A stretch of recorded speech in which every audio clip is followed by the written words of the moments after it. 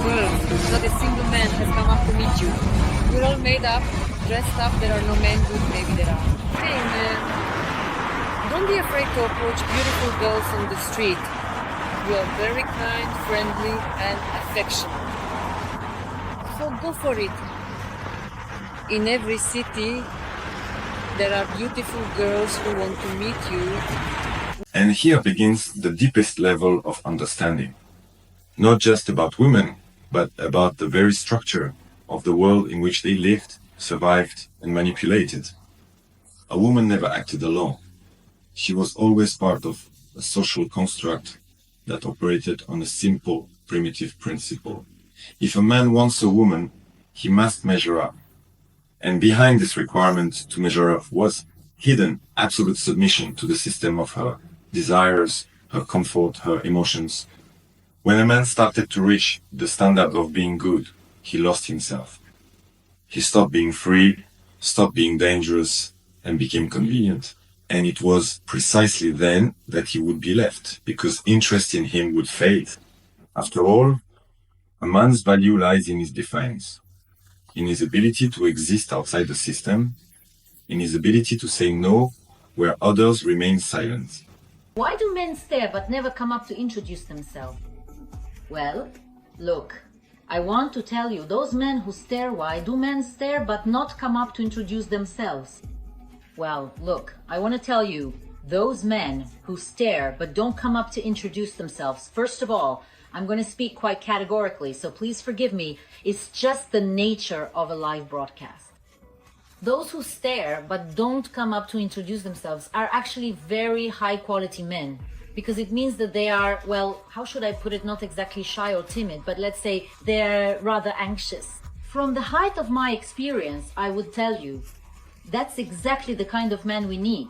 Because if a man is assertive enough and easily comes up to introduce himself, then he'll just as easily approach not only you, but also any other woman he likes.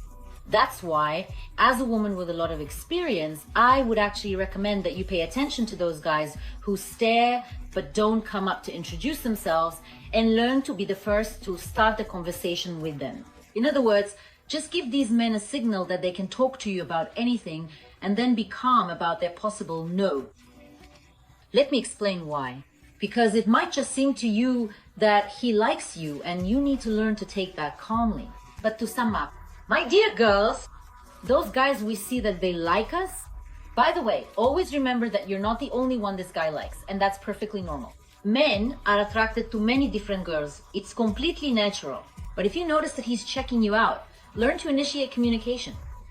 Then, at some point, you hand the initiative over to him. So that first step, letting him know that it's okay to approach. Today, everything is changing, and men have started to notice this. Of course, not immediately, not on a large scale, but this critical mass is growing, and that's wonderful. So what does a woman do when she feels the game is falling apart? She changes her mask and becomes the victim. She becomes that very one who is for men. The funniest part will be when they all, as one big crowd, start singing songs about how they've understood everything. Now they're genuine, now they respect us. But in reality, it's still the same game, just with new scenery. They just rewrote the script. You is something modern girls need to learn, instead of acting like the Snow Queen. You have this look. Just try to come up to me, try to handle me, and I'll see how you do. And the man just backs off.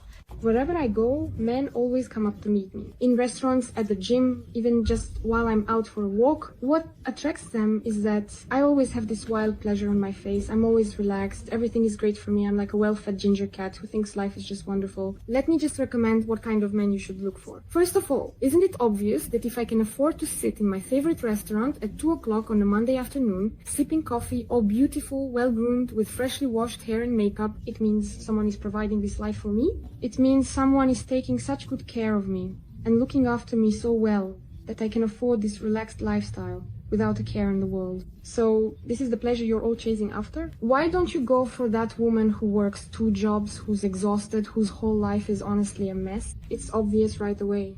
And not give her the life that I'm living now.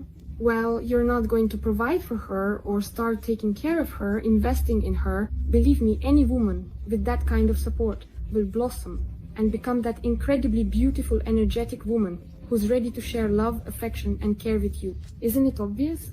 Why do you go after those who already have everything going well for them when you could just take someone and turn her into this princess? A normal man. Now it's about I'm one of you. Women want to infiltrate where you are, now specifically, your new circle, your new understanding, and your masculine territory.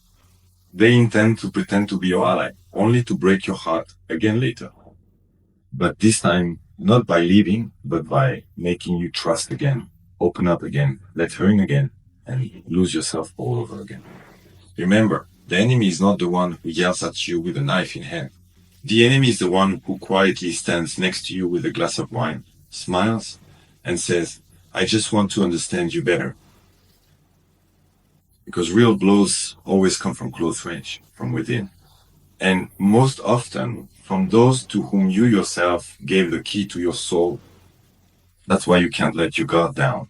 That's why awakening is not a single moment, but a way of life. Male independence means constantly scanning the cunning female sex, maintaining constant inner sobriety, and always keeping yourself under control. Not to be afraid, but to live without illusions, without naivety, without repeating the same scenario. Wants a woman.